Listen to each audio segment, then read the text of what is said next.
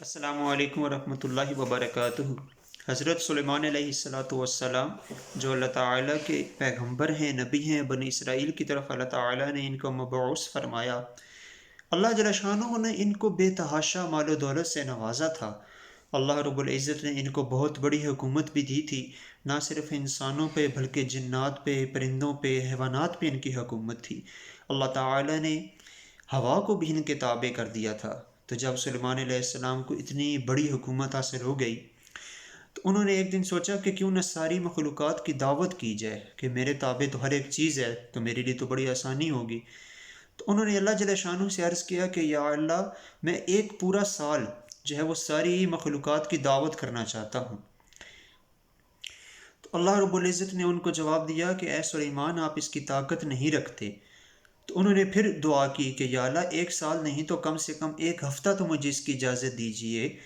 تو اللہ جل شانہ نے فرمایا کہ اے سلیمان، آپ طاقت نہیں رکھتے۔ تو سلیمان علیہ السلام نے کہا کہ یا اللہ، چاہے ایک دن ہی کیوں نہ ہو، مجھے اس کی اجازت دیجیے کہ میں تمام مخلوقات کی دعوت کرنا چاہتا ہوں۔ تو اللہ جل شانہ نے ان کو اجازت دے دی اور کہا کہ ٹھیک ہے۔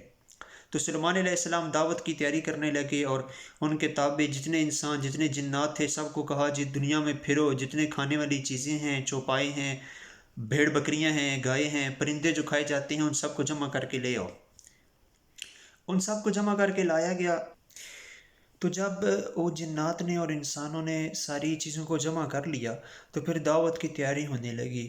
ہڈیاں جلائی گئیں، ہڈیاں تیار کی گئیں، پھر ان کو ذبح کیا گیا، جو بھی جانور پرندے وغیرہ لائے گئے تھے، پھر کھانا پکایا گیا۔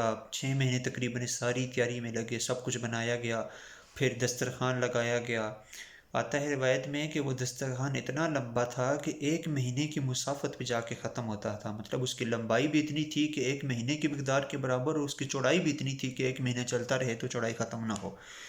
جب یہ سارا دسترخوان لگ گیا تو اللہ تعالیٰ کی طرف سے وحی آئی کہ اے سلیمان، آپ بتائیے مجھے کہ آپ کون سی مخلوق سے شروع کرنا چاہتے ہیں، آیا سمندر کی مخلوق سے یا خشکی کی مخلوق سے؟ تو سلیمان علیہ السلام نے سوچا کہ خشکی میں تو انسان ہیں، اتنے ڈھیر سارے جنات ہیں، بہت زیادہ اور بھی مخلوقات ہیں جو بہت کھاتی ہیں، تو کیوں نہ سمندر سے شروع کیا جائے۔ تو اللہ تعالیٰ کو فرمایا، اللہ تعالیٰ نے جب پوچھا تو سلیمان علیہ السلام نے عرض کی کہ یا اللہ، سمندر کی مخلوق سے شروع کرنا چاہتا ہوں۔ تو اللہ تعالیٰ نے ایک مچھلی کو حکم دیا جو سمندر سے نکلی اور سلیمان علیہ السلام کے پاس آئی اور عرض کی کہ اے سلیمان، مجھے پتہ چلا ہے کہ آپ نے تمام مخلوقات کی دعوت رکھی ہے۔ تو سلیمان علیہ السلام نے فرمایا یہ تمہارے سامنے کھانا ہے، تم نے جتنا کھانا ہے کھا لو۔ تو روایت میں آتا ہے کہ اس مچھلی نے اس دسترخوان کے ایک سرے سے کھانا سٹارٹ کیا اور وہ کھاتی گئی یہاں تک کہ وہ اس دسترخوان کے آخری سرے تک پہنچ گئی، اور جو کھانا سلیمان علیہ السلام نے تمام مخلوقات کے لیے تیار کر رکھا تھا، وہ مچھلی اپنے ایک لقمے میں وہ سارا کھانا کھا گئی، اور کھانا کھا کے کہنے لگی کہ اے سلیمان، اطعمنی و اشبعنی، اے سلیمان مجھے اور کھلاؤ، میرا پیٹ بھرو۔ تو سلیمان علیہ السلام نے اس سے کہا کہ تم نے ساری مخلوقات کا کھانا کھا لیا اور ابھی بھی تمہارا پیٹ نہیں بھرا۔ تو مچھلی آگے سلیمان علیہ السلام سے گلہ کرنے لگی اور کہنے لگی کہ اہاکذا یکون جواب اصحاب الضیف للضیف، کہ کیا میزبان اسی طرح مہمانوں کو بے رخی سے جواب دیا کرتے ہیں کہ تم نے سارا کھا لیا اور ابھی تک تمہارا پیٹ نہیں بھرا؟